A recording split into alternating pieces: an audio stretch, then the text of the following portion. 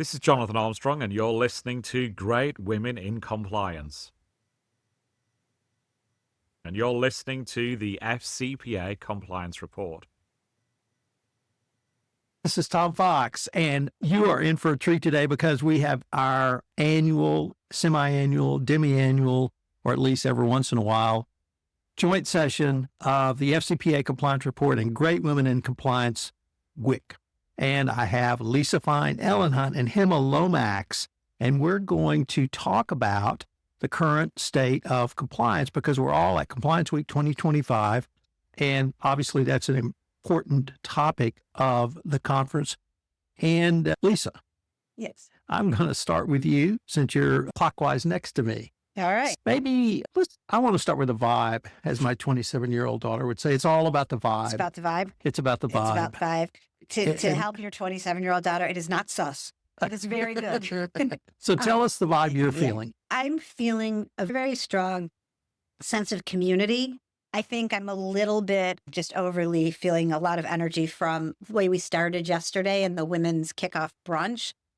It was very audience engaged, women, men, allies, everybody talking about real concerns about how to best network, get to know the community and others. And I think in a lot of ways that theme has gone throughout the week. You're meeting different people and getting their views on a lot of stuff. I think that part of the vibe is fabulous. I also think everyone loves being back at the Mayflower.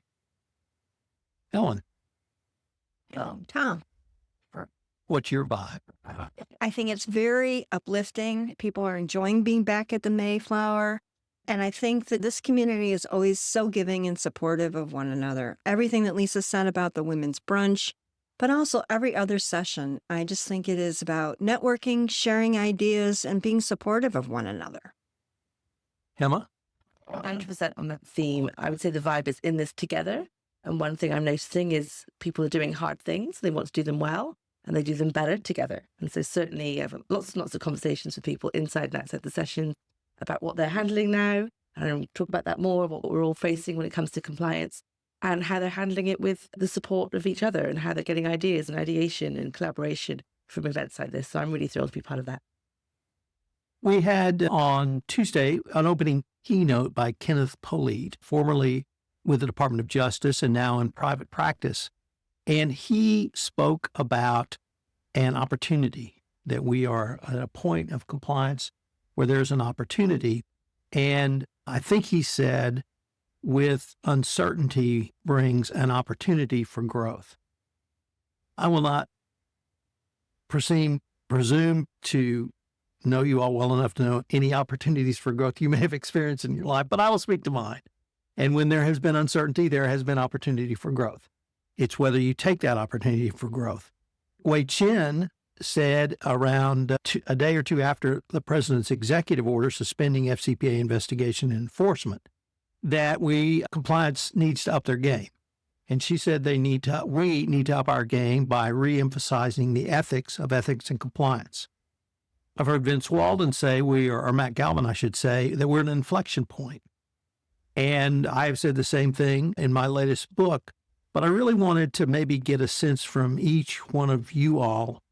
I think we are at a point, and we will have to dig deep and have some professional growth. And maybe how do you see it? Because we may all see it differently, but we all may be going back to the same place. So Lisa, is there any opportunity you either see or you want to see from us? There is always opportunities. It didn't take this to get to this inflection point. I think if people we're only talking about compliance as compliance and not the importance of ethical decision-making and doing the right thing before the executive orders, maybe that will spur that. But I think that it pushes us to go further in the direction that many of us were already heading. And I think that it's important to continue that because no matter what, for us, you mentioned so many esteemed leaders in our field. For our day-to-day colleagues, they just want to know how to do the right thing and what we're supposed to do in the company. And even if they're wondering what's happening, they're also not thinking, oh, great, now today I can go start doing bribes. It's that people want to do the right thing. I think it's important. I think institutions are important and consistency, but we should always be digging deep on this and always taking that opportunity. Ellen, could I overlay with you? You are our representative vendor. But I wanted to introduce that to ask, what kind of questions, if any, are you getting? Are you having these conversations with folks you're doing work with, work for? I assume you're having internally, but how are you having those conversations beyond your great skill of listening? Absolutely. Everybody is thinking about how do they work smart? What do they do? Some of our clients are manufacturing companies who are very much impacted by the tariffs, very much in a whirlwind of are they on, are they off? And what does that mean for their budgets? So I'm seeing a lot of people get very focused on what is the greatest risk? What is the best and most efficient thing they can do about it? How do they do that and use their resources effectively? And I'm seeing people be brave and really come out and say, these are the things we need to do to keep the culture strong, because that's what's going to help us survive no matter what the impact of the tariffs are. Lots of great conversations and a lot of courage. And Hemma, you actually just started a new job. I did. And what's it like to walk in that door at this point in time for compliance? I feel like the luckiest girl in the world. To your point, there's a lot of opportunity, and what a great time to take the helm at any corporation right now, where people are asking a lot of questions. The flip side of that is we get to answer some of those questions. We think about the answers and think deeply, and also look at root causes of the questions. Like what's underlying that question, and what have been the fears and insecurities that have caused that question to surface up right now? And what can we do to lay the foundation for a better way forward? Yeah, whether in my current job, my new job, I should say, whether in the compliance community, we've got some hard and tough questions to answer. I love the question about will compliance survive? So what's causing that question? And it does give us a chance to double down on what we are and what we stand for. Lisa Miller, a former DOJ representative, spoke yesterday, and she talked about how important it was to think about what you stand for as a company. Are you the kind of company that just flexes in the wind within an administration, or do you have values that are deep-rooted that you'll be leaning in on at this point? So I think that was a really great point. The other opportunity I'll say is, and she said this too, this is not the time to put your pens down and wait. This is actually the time to show that in a time of uncertainty, you were just doing the good work. You were actually laying the foundation. So I'm very excited for the profession. I'm very excited for myself and my new team and the new company I'm at, that we get to experiment with that as well, and just reinforcing the culture and really deep foundations. Let me change the focus a little bit. I teach a summer class on compliance at Case Western Law School. And in the past, the class has been focused around the FCPA and compliance with that, expanded out into the other areas of compliance. The question I would pose to each one of you, if you were speaking to my class of largely JDs, but some MBAs and the sprinkling of undergrads, what would you tell them about why they should go into compliance? Because I think my message from last year may change a little bit this year. Any thoughts on that, Lisa? I think it's a fabulous field no matter when you join it. I think one of the challenges, if you're talking about what messaging from the FCPA, there's a whole part of this that makes it so much more global in some ways than it ever was before. So much going on in the UK right now, the EU, all the different states. It's a sort of an intellectual exercise right now. Some of that is absolutely fascinating, and a reminder that the world as a whole isn't going to try to avoid corruption. And even if there's a pause in one place, others step up. There's so much opportunity in that area. And like I said, I find it so interesting to see how other places are responding, whether it's tariffs, trade, sanctions, anti-corruption, anti-bribery. I think that there are all of those different areas. And it is a reminder that these things all matter. And we're making a mistake always if we're too U.S. centric. It's a whole world. It's a great opportunity. Ellen. Professor Fox, I will be teaching this summer as well. And my class is focused on business ethics and ethics decision-making. And what I would say to your students is, it doesn't matter what organization you work for, you always need to make solid, good, ethical business decisions. It is the only real ingredient, in addition to a quality product, that gives you success. Hemma? Ellen stole that right out of my mouth. Decision-making is everything, and I think that's one thing to get excited about. So I had three things. Ellen did number one, I'll do number two and number three. Number two aligned with the decision making is the human behavioral point about that and what you can do around that and how you can understand what drives decisions, ethical or not.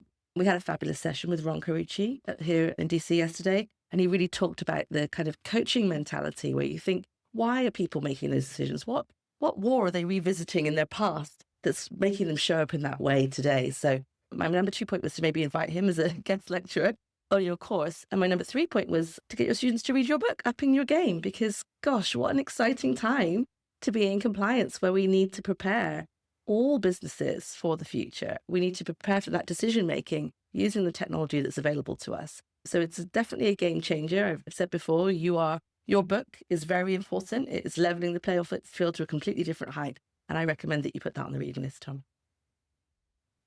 Lisa, you've given us our next topic, and that's the international aspect Okay. of compliance. You mentioned specifically the United Kingdom and the SFO and in Europe as well, but there are multiple major countries in the world that have anti-corruption or compliance laws on the books. And what was interesting about the first month after the executive order came down, I did a webinar for Brazil and one for Hong Kong. And their questions were, who's going to lead this if America doesn't? And I didn't say this, but I thought, you're going to lead it, Hong Kong. You're going to lead this, Brazil. And it seems that the rest of the world has now realized that. And so you spoke to the multidimensional aspects of this. Could you maybe give us a little bit more on why you see or how you see the rest of the world picking this up? One way is a little bit cynical almost for as someone if you're in a U.S. organization, is that the United States did lead this for a very long time. And there was a significant and continues to be, and I heard that yesterday in Carrie Penman and Jane and Lisa's panel as well, that a huge number of the tips that have come to the U.S. and are from other countries, and a lot of our settlements and all of the money that they were making for many years came from other countries. So if those countries are now forced to take the lead, I have a pretty good guess of what companies they're going to be looking at most critically first. And I will say it's not their local ones. So I think that from a global standpoint is worth recognizing. So I think that is one part of it. I think it's also interesting to see organizations like the SFO, who have had some challenges in the past, I think looking at this as their moment to shine. So I think from a regulatory standpoint, and frankly, I think that follows the cultural one that we've all been talking about for many years. In some countries, your word is your bond. You shouldn't have to write things. We've always had people write. That's what our culture and organizational culture is. So we're catching up to understanding and training on more and more cultural sensitivities and work collaborating. So that's where I see the multinational aspect of it.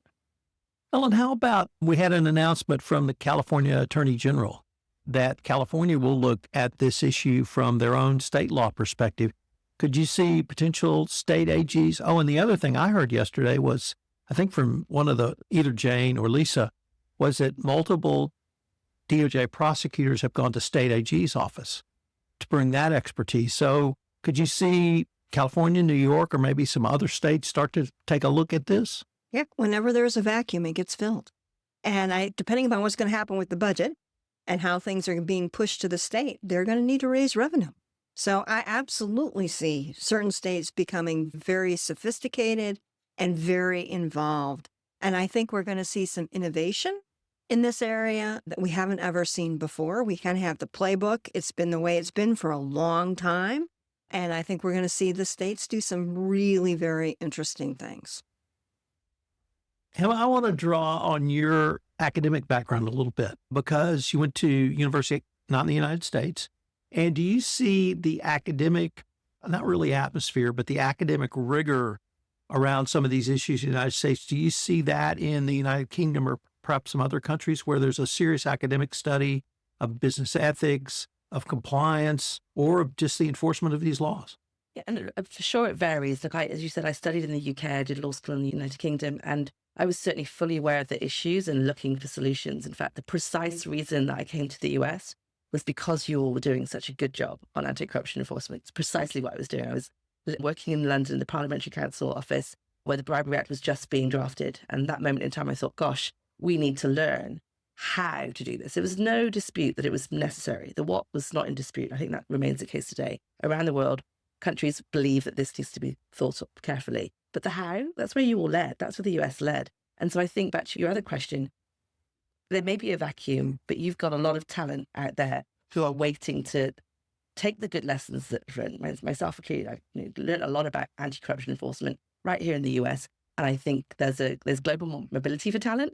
I think people will be looking for that talent around the world now to make sure they can bring those skills to bear across the world. So yes, the academic rigor varies for sure, but certainly there's no lack of seriousness about the issue and the impacts. A lot of the stories I was brought up with were the stories of buildings and bridges collapsing and really tragic events, the actual real impacts of corruption. And so certainly lots of NGO push, lots of governmental rigor around wanting to do something, but the effectiveness has not been there. So I'll go back to what you said, Ellen. This is the time. This is the opportunity for innovation. It's good that the globe wants to step up. I hope they do. I hope they use this moment in time to find their resources and leverage the talents, because back to your question, the academic discourse is strong, but the practical implementation is lacking, and that's where we come in. I'm going to pick up on your point, Ellen, the nature of horrors of vacuum. Lisa, your point that if governments outside the United States are looking at compliance or corruption-related issues, they may be more willing in the current political and economic environment to target U.S. companies. And then I want to add one other thing, which is, I think starting in about 2010, the Department of Justice and the Securities and Exchange Commission started putting on training for foreign prosecutors in anti-corruption and money laundering, perhaps not so much export control or sanctions. But nevertheless, Kara Brockmeyer told me once there was a week-long summit in the United States where they brought prosecutors from Brazil, prosecutors from England. And then 5 years later, they did it again. And this included prosecutors from France, prosecutors from Spain, Germany. And so the U.S. enforcement agencies or the Department of Justice really put on training for anti-corruption specialists across the globe. And I think that training, coupled with these other factors, may really bear fruit for democratizing the enforcement of ABC or AML or any of the other kind of traditional compliance units. So maybe let's turn to some practical advice, and we're going to flip the script by starting with Hemma. But Hemma, when you go back to the office Thursday, what are you going to be thinking about, and maybe what are you going to be thinking about in terms of practical ideas that you will talk about or try to implement? Yes, there's so many good ideas that have been surfacing from the conversations here at the conference. In fact, there were a number of events last night where we carried on the conversations from the sessions. And I just got some great ideas that I hope I can steal. So I'll give you an example. I spoke to Stephanie from Volkswagen, and she was telling us how she does a compliance chronicle, where she takes some facts from investigations that have taken place at the company and anonymizes them and mixes them up a bit, and then has kind of a Gossip Girl style chronicle using the one-where episode where something happened, and puts those out. And she says she gets 80% open rate on it. It's just amazing. So just a really creative idea that I'd love to see if I can implement. That was number one. And there was a gentleman from KPMG that was telling me how they have a podcast internally, and they go about finding people that spoke up and having the people that spoke up tell the stories of speaking up and the impact it had to encourage a speak up culture. So just another really powerful idea, using the podcasting in a very creative way. There's two examples of just ideas that generated from conversations that I'd love to see if I can't implement when I get back to the office. I can help you with that podcast. There we go. Ellen, how about you? Wow. There's all kinds of ideas going through my head, but I think I am enthused and optimistic about the idea of getting to that next level and moving the profession forward. So what I think is key is that it is continuing to foster, teach on ethical decision-making. How do people do that? But with that is also organizational justice, right? The organization has to treat people fairly, and that means you don't retaliate against them when they do come forward. Also the idea of psychological safety, right? That people need to be able to feel comfortable when they are concerned or they've made a mistake, or they just have to talk things through because they're not sure if something's right or wrong. And so I'm going to continue to talk to my clients about all of those. How about you, Lisa? Those are all some of the fabulous take-homes that we've gotten. One of the other ones, a little bit different, is about some creative ways of doing micro-learning or engagement. The small questions, let's give everything in bite size. I always learn new and interesting ways to try to do that. And I think I got some really great ideas on how to keep integrating what we're trying to do into the larger messages of our organizations. So I think that those were two things that have come out of the learning. And I think, like you said, we've been talking about a lot when it comes to focusing a little more on ethics than compliance. And then we got some really great ways of doing that day to day. And that goes back to the point of bringing it into your company or trying to help engage in a more multifunctional way. And I feel like we've changed and we're evolving in the compliance, ethics and compliance community, where we are working on talking the language of others in our businesses. So I'm going to end by not with a lightning round, but asking each one of you for one or two or three, whatever you think is appropriate, sort of positive takeaways, opportunities, or something that we could leave the audience with about us leaving Compliance Week 2025 and what we're feeling. And so you have time to think. I'll start. Okay. I have fully appreciated having this discussion about what do we do next. And I think you were spot on, Lisa, when you very gently corrected me and said, Tom, we're not thinking about those now. We've always been thinking about those. But now we were given an opportunity with Trump's executive order to say, where do we, and the collective we, take compliance next? Is it a reemphasis on ethics? Is it an integration of compliance into business operations? Is it a technological solution? Is it determining greater and more effectiveness through a tech tool, whether it's AI or some other method? Whatever it is, at this point, there's no right or no wrong, and we can each implement those in our own way, in our own companies. But this podcast interview I heard Matt Kelly do with Wei Chen in 2017 has always stuck with me, because she said she wrote the original evaluation of corporate compliance programs questions. And she said they were designed to get compliance officers to think. And I think right now we're all thinking, and everyone's thinking, and the panelists are thinking, and us in the audience are thinking about what they're thinking about, and we're all thinking, and who knows what the answer is. It may be all of the above, it may be none of the above, but I know we're all thinking about where do we take this profession next. So that's the biggest takeaway for me, is that everyone is taking this opportunity. No one is saying, poor pitiful me, what am I going to do next? Everyone's saying, okay, what are we going to do next? Lisa, what are your takeaways? First of all, I was not gently correcting you. I'm just giving you my philosophy on how I've been trying to do this for a while and hoping that it'll work. But I think the biggest thing that I get from this and any of the times we come this is this sense of community and respect for viewpoints and perspectives and for learning from each other. I think it is extraordinary. I think it's the reason that so many of us stay in this job, even when it's frustrating. Yes, we're thinking, but we're actually thinking about why we exist, which is sometimes can be a challenging thought or conversation. But you get in a group like this and you just get energized and engaged all over again of this is important. We are helping. We are doing a really good thing that can be really hard. But look at all these fabulous people around me that I can even talk to and get course corrected or advice. So that to me is what I think is my takeaway, and just makes me so optimistic. Ellen? Yeah, I just say be brave. Here's our opportunity. It's a brand new horizon. You miss 100% of the shots you don't take, and here's the time to take every shot you can. Emma? I'd kind of like to bring us back full circle to the beginning of the sessions yesterday when we had the brunch. Lisa and I with Nick did a Women's in Compliance brunch. And one of the things that came across to me was that there's a lot of good things happening, but people are still suffering on their own in silence. And what that brunch conversation gave us was an opportunity to see that, rise to it, and reach out to each other. So I know we do a lot of work speaking to the community, but it really just reinforced what we do and how it's really necessary. And it can't just be us. Everyone needs to do it, because we do a really hard job. And we talk a lot about the wins, but we don't talk about the difficult things, the real challenges that we have when we're back in our jobs and back in our offices. And so I say that by way of positivity, we are doing the right thing. We need to keep doing that, be here for each other, turn up to these conferences, show up for each other, because you just don't know who needs that conversation, that reassuring bit of advice. So that's my takeaway. Ladies, this has been a great time for us to get together. Thank you so much for allowing me to visit with you all for a cross-posted GWIC and FCPA Compliance Report podcast.